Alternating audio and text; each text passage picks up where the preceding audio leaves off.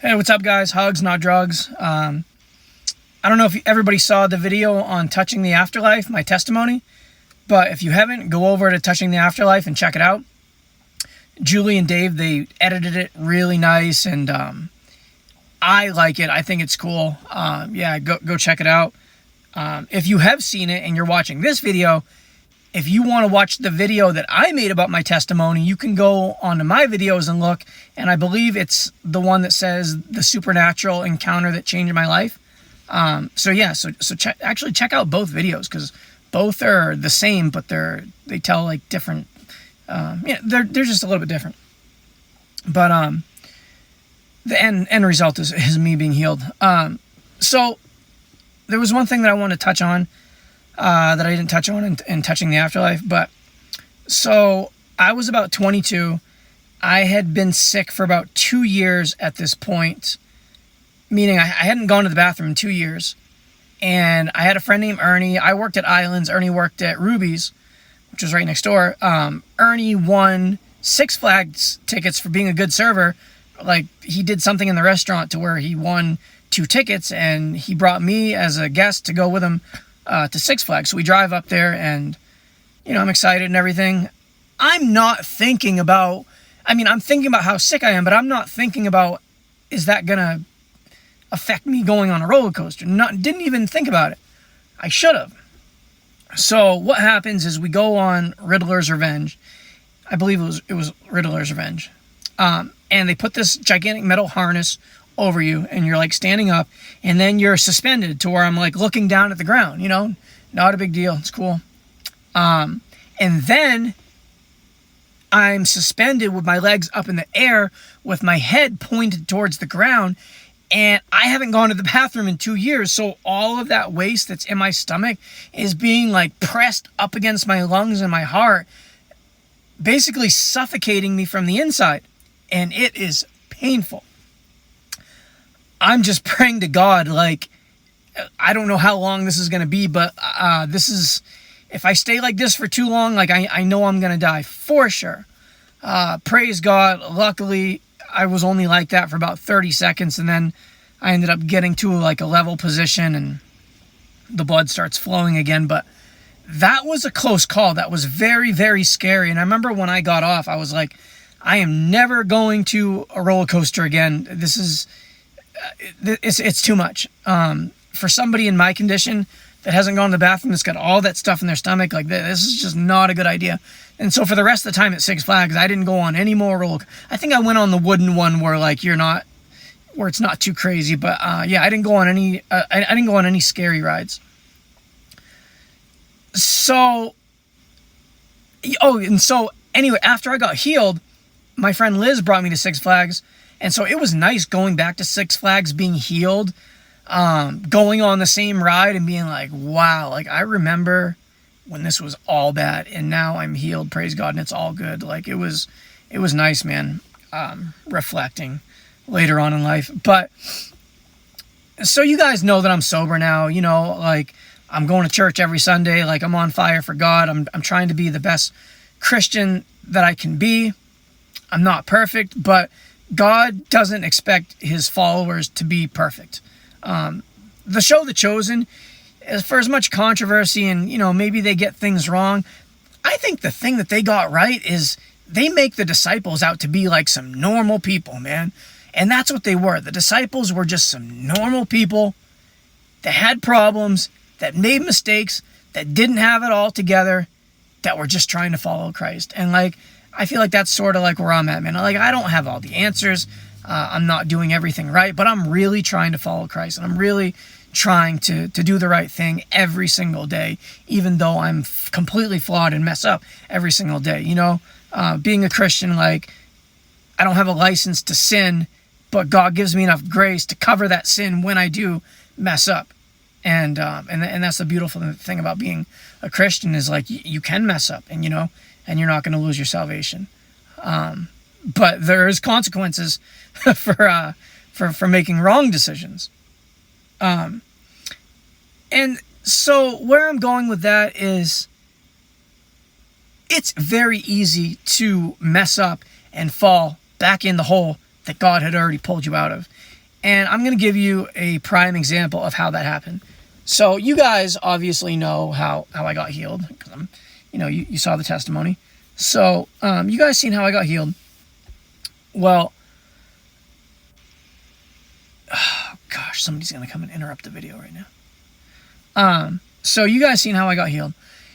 Now, sorry guys, I'm trying to make a video and they don't know that I'm in the car. Okay, so I get healed and I'm back in the community and I'm doing my thing. Well, when I got healed, after I got healed, I went to jail and prison, I want to say about like 6 times, okay? So I get out and I'm healed and everything, and I mess up and I go back in.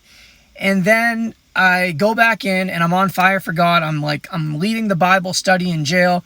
Everything's going good. Like, my relationship with the Lord is growing and I feel really at peace. I'm praying for people. I got out and I joined a church and I'm active in the church and things are going good. Well, I'm at the gym and I'm working out. Oh, because the sober house that I joined, part of the sober house is you get like a free membership at the YMCA. So I'm working out, and keep in mind, I have no desire to use, I've separated myself from people who are using, and I'm kind of just like working, going to church, hanging out with Christian people, and going to meetings, the AA meetings, because when you live in a sober house, you have to go to X amount of meetings. But anyways, so that's sort of like my life. So I'm at the YMCA, I'm having a good workout, I got my headphones on, got my worship music on, everything's just going good, right? So I finish up my workout, I take a shower, and the bus stop is like, from the YMCA to the bus stop, about a 30-second walk, okay? So I go outside of the YMCA, and on the steps of the YMCA, I'm like, is my friend Nick. And Nick isn't just like an associate or somebody that, like I know. Like, no, Nick is like one of my best friends. I've known him since we were kids. We can tell each other anything.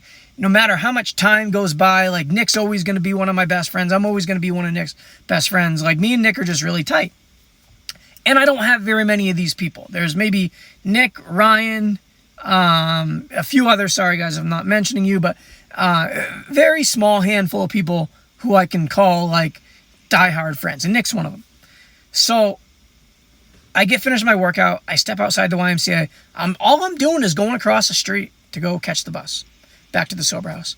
I get out. I'm like, hey, Nick, And he's like, dude, I know you were because Nick wrote me in jail. He's like, hey, you get my letter? I'm like, yeah, bro, thanks for writing me. Like, he's like, oh, I wish I could have sent money and put money on your... I'm like, dude, it's good, man. I'm just happy to see you. Don't worry about, I made my mistake. I put myself in jail. I take responsibility. Like, if you didn't come and see me or write me, like, it ain't no big thing, man. You're not responsible for that. But I'm glad you did write. So I'm talking to Nick, and I can tell that Nick is not sober. You know what I mean? But Nick has so much respect that he doesn't, even though before I went to jail, anytime I bumped into Nick, it was always about drugs. Like, we would pool our money together, or we'd hang out all day until we were able to get some drugs, and we'd sell drugs together. We do drugs together. We steal. Me and Nick we did everything drug related together. So Nick's got a lot of respect. He's not talking about drugs, none of that. He is genuinely wanting to know how I'm doing. But I have that tick in me where I'm like, I said, Nick, were you working out? He's like, nah. I'm like, wait, so you're at the YMCA, and he was with another guy named Kevin, or no, I'm sorry. This time he was by himself. And I actually said, I said, Nick, are you waiting for the dealer right now? He's like, yeah. And so the dealer that Nick goes through is like, I don't want to glorify him, but he had like the fire dope. this guy, like his dope, like if you bought $40 worth, like it would last you all day. It gave you if you're gonna buy dope in Portland, I mean, you want to buy from this particular dealer because he's just got the most amazing quality fentanyl laced dope you can find in Portland. And I knew that. And only so many people have this certain connection. And so I say to Nick, I'm like, Nick, are you waiting for so-and-so right now? He's like, yeah. And I'm just like, oh my gosh. I'm like, you are? I said, when's he going to be here? He's like, he was supposed to be here 45 minutes ago, and I've been waiting this whole time. And I'm just like, oh my gosh. I'm like, and I'm thinking, I'm like, dude, I can't use, like, no, I can't do this. I just got out. Like, I'm getting drug tested by my sober house. I'm getting drug tested by probation. I got a job. Like, I can't use, right? But I start thinking in my head, okay, when did I last get tested? Okay, today's Thursday. I got tested on Monday. So that means they're not going to test me for almost 2 weeks. So I got like over a week and a half, if I use, to be able to flush it out of my system and still be good. And I'm thinking, like, I'm just like, man. And had Nick not been there, I wouldn't have thought about dope or the dealer with the fire dope. And I said, Nick, I said, can I throw in? He's like, no. He's like, dude, no. He's like, like, this dope is really strong. He's like, I don't even want to be doing the dope. He's like, I want to get back on my subs. Like, I don't want to be doing dope. And, you're sober, man. You don't want to do this. And I'm like, Nick, I've been in for 6 months, bro. I've been stressed out for 6 months, man. I want to do something, right? He's like, all right, man, if you want to. And so it was more me pushing Nick, but it was Nick being there that made me want to push him. So, and this is how it happens every single time. It's not like something crazy happens. It's like, it's the devil just shows up in these weird ways. Definitely the devil, for sure. So the guy comes and we get the dope. And I remember, like, we had this parking garage that we would go to. And the reason why we go to the parking garage is because there was no security. And it had about 6 stories. And it had a fire escape. And it had stairs that you go down. And nobody ever used these stairs. They would use the elevator. And so we would go in the stairs. And it would echo. And so if anybody came in, it was like a loud echo. So we would be able to, if somebody came in, we would be able to hide our stuff and, put everything away before somebody got to us. And so we felt safe in there. And it was in the middle of the city. And it was a good spot to go to. So we go into the stairs and Nick's got a whole big bag of rigs he just got from the needle exchange. So I got a fresh one and I'm just, I'm doing my thing up and I'm excited. I'm really excited to get high, but I'm also like, man, like this is just not good. Like, do I really want to do this? But I'm also lying to myself saying, okay, I'm just going to do this once, or I'm just going to do this bag. I'm going to flush my system and then, go to church on Sunday and, continue with my life. You can't do that.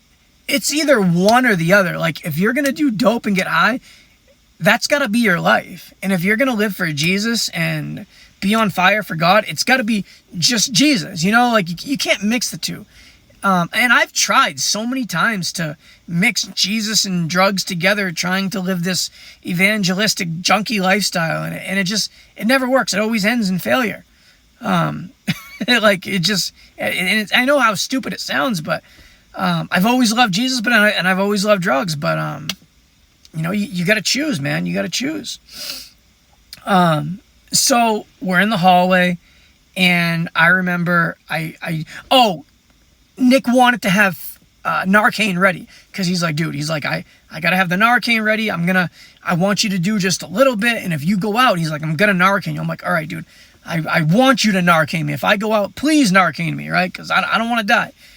Because when you've been in jail and you haven't done anything and your tolerance is low, like, you don't know what you can do. Before you went, you could do whatever, 2 bags and be okay, like, once your tolerance is down and you do a shot, I mean, you can die just from a pinch. So you got to be really careful. Like, I hate to say this, but thank God Nick was with me getting high, because, you know, he actually did Narcan me a couple times. Not this time, but other times. So I do my thing, and I shot it. And I remember the first thing I said to Nick. I said, Nick, I feel great, man. I said, oh, I feel awesome. And and that was it. Just like that, I went down the deep end, and very, very shortly found myself skipping out of probation, got kicked out of my sober house. I tried to say that, oh, I ate a poppy seed bagel, and, you know, I had 3 bagels, and the poppy seeds are the ones that are showing up for the dirty drug test. You can't really kick me out. Come on, man. Look, I'm going to church. Like, yeah, they didn't buy it. So, yeah, you know, then I'm homeless, and then it's like, well, now I'm homeless. Now I got to do drugs. But yeah, so guys, just remember that it's very easy to lose your sobriety. It's very easy to die. I praise God that I didn't die. And if you're watching this, you haven't died either. So praise God that you're alive, and count today as a blessing, because, you know, like, some people don't get that chance. Some people get out of jail and they do a little bit and they're done. They don't get to talk about it. They don't get to make a YouTube video about how they got sober, you know? So, yeah. All right, man. I'm done. Hugs, not drugs.